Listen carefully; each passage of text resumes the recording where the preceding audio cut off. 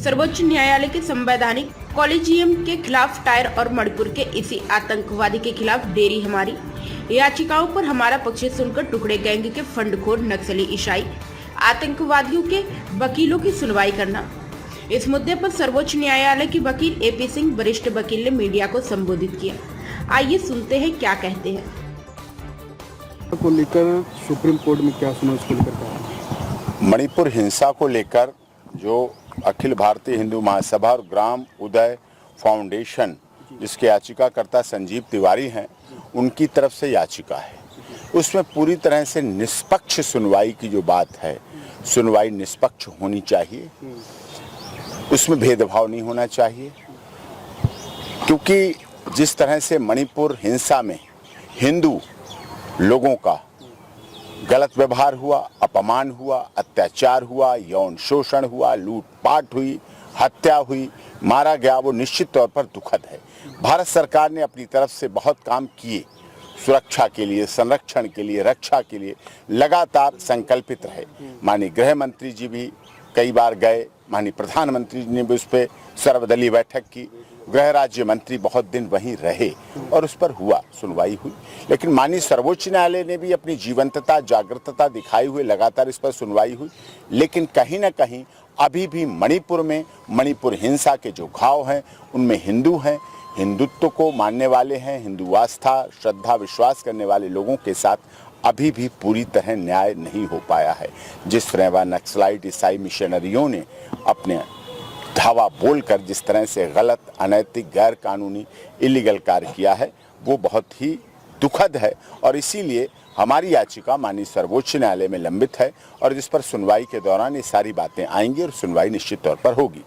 Sir, supreme court ने साफ शब्दों में कह दिया था वहाँ के सीएम को कि इस पे जो वहाँ पे हमले हो रहे हैं उन पे कड़ी से कड़ी कार्रवाई की जाए। अगर कहाँ कमी है, केंद्र सरकार की कमी है या राज्य सरकार की कमी है? नहीं, राज्य सरकार भी अपनी तरफ से सारे काम कर रही है, केंद्र सरकार भी काम कर रही है, सुप्रीम कोर्ट ने भी काम किया।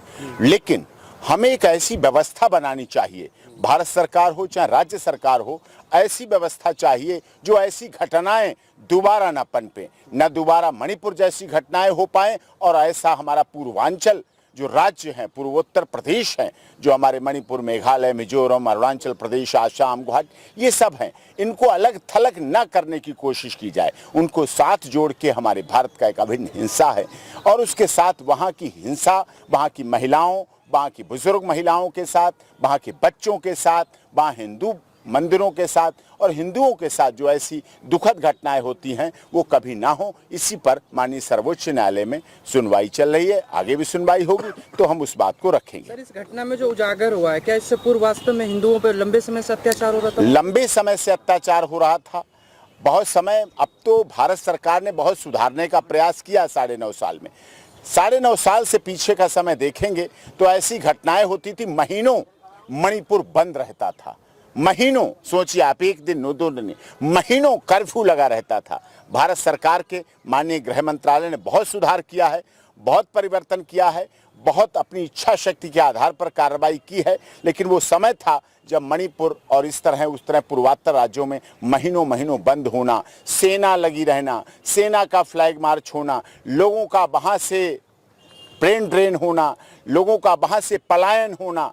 ये पलायन क्यों होता? वो तो इतने सुंदर राज्य हैं, इतने प्रकृति से परिपूर्ण है, प्राकृतिक संपदा से परिपूर्ण राज्य हैं, लेकिन वहाँ ऐसा क्यों होता है? इसके पीछे यही कारण है कि कहीं ना कहीं वहाँ सुरक्षा, संरक्षण और कानूनी व्यवस्था मजबूत नहीं है। कानूनी व्यवस्था मजबूत ना होने की वजह से ऐसा हो रहा है। अब तो बहुत जांच एजेंसियां काम कर रही हैं, सीबीआई भी कर रही है, एनआईए भी कर रही, सब कुछ वहाँ कर रहे हैं। और जो भी समाज विरोधी, देश विरोधी, एंटी सोशल एलिमेंट्स हैं, जो ऐसी गतिविधियां हैं जो हमारे मणिपुर, मेघालय, मिजोरम, अरुणाचल प्रदेश, आसाम, गुवाहाटी, इन सबको अलग थलग करना चाहते हैं, वहां जातिगत हिंसा फैलाना चाहते हैं, धार्मिक हिंसा फैलाना चाहते हैं, वो धार्मिक और जातिगत हिंसा ना हो और हमारे देश का अभिन्न हिस्सा के रूप में वहां रहे, इस बात पर बहुत हमें जोर देना है। दूसरा विषय कॉलेजियम को लेके है, जो कॉलेजियम को लेके है, जिसमें सिफारिश के आधार पर जजों की नियुक्ति की बात आती है। इसमें पहली बात तो all India judicial aspirants association की तरफ से भी लगातार काम किए जा रहे हैं, जिसमें कई बार ऐसा देखा जाता है जो टॉपर हैं, जो गोल्ड मेडलिस्ट हैं अपनी यूनिवर्सिटी के, लॉयर हैं, टॉपर हैं, गोल्ड मेडलिस्ट हैं, लेकिन जब उनका इंटरव्यू होता है तो उसमें 6 नंबर, 5 नंबर, 2 नंबर। इसका मतलब कहीं ना कहीं उनके साथ अनजस्टिस होता है, अन्याय होता है। इस तरह से जो जुडिशियल एस्पिरेंट्स है, न्यायिक व्यवस्था, न्यायाधीशों की नियुक्ति, जजेस की नियुक्ति पारदर्शी होनी चाहिए, क्योंकि उसका प्रभाव इस देश के 140 करोड़ लोगों पर पड़ता है। भारतीय संविधान भी कहता है, क्योंकि भारतीय संविधान के अनुच्छेद 217 की जब हम बात करें, इंडियन कॉन्स्टिट्यूशन 217 की कहते हैं, तो उसमें उच्च न्यायालय के जज की नियुक्ति के लिए महामहिम राष्ट्रपति के केवल और केवल 3 ही सलाहकार हैं। ये तीनों महामहिम राष्ट्रपति को स्वतंत्र रूप से अपनी अलग अलग सलाह देते हैं। इन सलाहकारों में सर्वोच्च न्यायालय के मुख्य न्यायाधीश को ही सलाह देने का अधिकार मिला हुआ है। सर्वोच्च न्यायालय के अन्य जज या कोलेजियम इस मामले में महामहिम राष्ट्रपति को सलाह ही नहीं दे सकते हैं। इसीलिए जो कोलेजियम बना हुआ है, कोलेजियम में निष्पक्षता नहीं रहती, और हमारी नियुक्ति में, न्यायाधीशों की नियुक्ति में निष्पक्षता रहनी चाहिए, पारदर्शिता रहनी चाहिए, लोगों को दिखना चाहिए, पारदर्शी होना चाहिए। और वहीं राज्य का राज्यपाल और मुख्य न्यायाधीश अपनी स्वतंत्र राय केवल और केवल महामहिम राष्ट्रपति को भेजेंगे, ना कि सर्वोच्च न्यायालय के कोलेजियम को।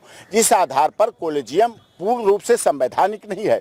या तो आप भारत के संविधान को मत मानिए, या आर्टिकल 217 को मत मानिए, तो फिर कोलेजियम को मानिए। अगर भारत के संविधान को मानते हैं, इंडियन कॉन्स्टिट्यूशन को मानते हैं, आर्टिकल 217 को मानते हैं, तो आर्टिकल 217 के आधार पर यह साफ साफ होना चाहिए। और इसी के साथ राज्य के मुख्य न्यायाधीश की नियुक्ति होनी है, तो राज्य का सेवारत मुख्य न्यायाधीश इस मामले में महामहिम राष्ट्रपति को कोई सलाह दे ही नहीं सकता है। लेकिन यहाँ ऐसा होता है, ऐसा चला आ रहा है, लगातार हो रहा है। और इसी माध्यम से ये ज्ञापन जो दिया गया है, अखिल भारतीय हिंदू महासभा, ग्राम उदय फाउंडेशन, संजीव तिवारी जी और सब विभिन्न संगठन हैं, इसमें इतने संगठनों ने दिया है। इसमें जो संगठन है, अध्यक्ष क्रांतिकारी मनुवादी मोर्चा पार्टी है, धर्म रक्षक श्री दारा सेना है, और भारतीय नौजवान इनकलाब पार्टी है, अध्यक्षता इसमें बिहारी भाई सुरक्षा समिति है, खटिक चरमरा। भाई आपने PIL दायर करवाया था मणिपुर हिंसा को लेकर, उसको लेकर क्या कहते हैं? हम शुरू से ही सारी बात बताते हैं। हमने सबसे पहले 4 नवंबर 2022 को कॉलेजियम के खिलाफ दिल्ली उच्च न्यायालय में एक याचिका लगाई थी, जिसमें हमने ये कहा था कि जो DY चंद्रचूड़ चीफ जस्टिस हैं, इनकी नियुक्ति असंवैधानिक है, और इनकी जो नियुक्ति की प्रक्रिया है जिसका नाम कॉलेजियम है, उसका संविधान में कहीं कोई उल्लेख नहीं है। संविधान में जो जजों की नियुक्ति की प्रक्रिया है वो है 124 खंड 2, जो स्पष्ट रूप से ये कहता है कि राष्ट्रपति दिल्ली उच्च न्यायालय, दिल्ली नहीं, उच्च न्यायालय और सर्वोच्च न्यायालय के जजों की एक कमेटी बनाएंगी, और वो कमेटी CJI के नाम का परामर्श देगी, और उस आधार पे CJI की नियुक्ति होगी। हमने RTI जब राष्ट्रपति सचिवालय में लगाई, तो राष्ट्रपति सचिवालय से ये जवाब आया कि ऐसी कोई कमेटी बनी ही नहीं है, नो रिकॉर्ड्स अवेलेबल। हमने उस RTI को एविडेंस के रूप में अपने PIL में एनेक्सर के रूप में लगाया था। लेकिन ये सब सुनने के पश्चात भी दिल्ली उच्च न्यायालय ने हमारे ऊपर 1 लाख की पेनल्टी लगा दी, जबकि कानून की किसी धारा में, IPC के किसी भी सेक्शन में 1 लाख की पेनल्टी का कोई वर्णन नहीं है, 1000 की पेनल्टी का वर्णन है। तो उसका भी वायलेशन करके और सीधे सीधे 1 लाख की पेनल्टी लगा देना, ये सीधे सीधे दिल्ली उच्च न्यायालय द्वारा कानून का उल्लंघन है। जब हमने ये कहा कि हमारा दंड क्या है, क्योंकि संविधान का अनुच्छेद 20B कहता है कि किस दंड के लिए, किसी भी अपराध के लिए आपको दंडित किया जाएगा, आपको अपराध तो बताना पड़ेगा। इन्होंने कहा कि ये पब्लिसिटी स्टंट है। पब्लिसिटी स्टंट IPC के किसी भी सेक्शन में अपराध नहीं है, फिर भी 1 लाख की पेनल्टी लगा देना, ये सीधे सीधे दिल्ली हाईकोर्ट द्वारा लॉ का वायलेशन है। उसके बाद लगातार पुलिस को हमारे घर पे भेज के हमको प्रताड़ित करना 1 लाख की पेनल्टी के लिए, जबकि ये काम पुलिस का नहीं है, ये काम रेवेन्यू डिपार्टमेंट का है, ये सीधा सीधा लॉ ऐसा कहता है।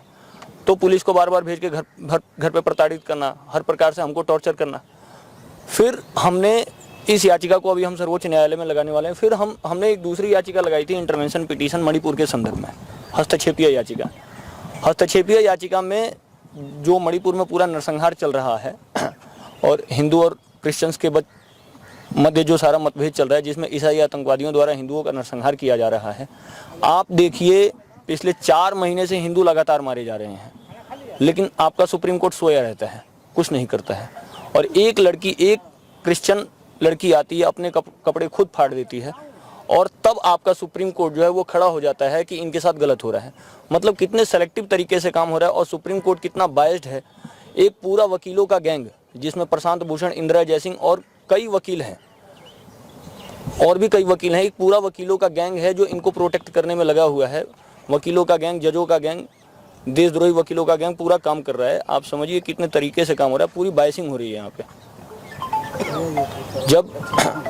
जब आप समझिए कि 4 महीने से हिंदू मारा जा रहा था मणिपुर में, तब किसी ने कुछ नहीं बोला। लेकिन एक क्रिश्चियन लड़की खुद के कपड़े खुद फाड़ देती है, तब आपका सुप्रीम कोर्ट जाग जाता है, 100 मोटो लेता है कि भाई गलत हो रहा है। तो आप सरकार से तो अपेक्षा बाद में रखेंगे। सबसे पहले जो जुडिशियल सिस्टम है वो आप समझिए कि पूरी तरीके से कुछ लोगों के कब्जे में है। और ये मैं नहीं, इससे पहले भी हमारे कानून मंत्री कह चुके हैं। पूर्व चीफ जस्टिस रंजन गोगोई भी यही बात कह चुके हैं कि सुप्रीम कोर्ट को आधा दर्जन देशद्रोही वकीलों ने कैप्चर किया हुआ है। तो हमारी लड़ाई जो है, हमारी जो सारी लड़ाई है, हमारी सारी लड़ाई देशद्रोही वकीलों, मीडिया का एक देशद्रोही गैंग, मैं यहाँ पे संपूर्ण मीडिया की बात नहीं कर रहा हूँ, मीडिया का एक संपूर्ण देशद्रोही गैंग जो इनके प्रोटेक्शन के लिए काम करता है। अभी देखिए, आज ही जब हम ये प्रेस निमंत्रण देने वाले थे तो आप देखिए कि जो पूरा मीडिया उसके लिए कोई कुछ नहीं कर रहा है, लेकिन हमको किस प्रकार से टॉर्चर कर दिया जाता है। पुलिस आ जाती है और सारी चीज़ें हमसे पूछी जाती हैं। तो हमारे कहने का भाव यही है कि जो सुप्रीम कोर्ट में बाइसिंग चल रही है, पूरा जजमेंट यहाँ पे पेड होता है। आप समझिए, जिसके पीछे अमेरिकन ऑर्गेनाइजेशंस लगी हुई है, फोर्ड फाउंडेशन है, CIA है, ओपन सोसाइटी फाउंडेशन है, ये सब जजों के गिरोह को फंड करते हैं और देशद्रोही जजमेंट यहाँ से दिए जाते हैं। दिवाली पे पटाखे बैन कर देना, जबकि IIT दिल्ली की रिपोर्ट है कि दिवाली पे पटाखों से कोई पोल्यूशन नहीं होता, फिर भी दिवाली पे पटाखे का बैन का यहाँ से ऑर्डर इशू कर दिया जाता है। LGBT को गैर आपराधिक कर देना, यमुना पे छठ बैन कर देना। तो ये जो सारे जजमेंट है, तो सारा विषय ये है कि यही है।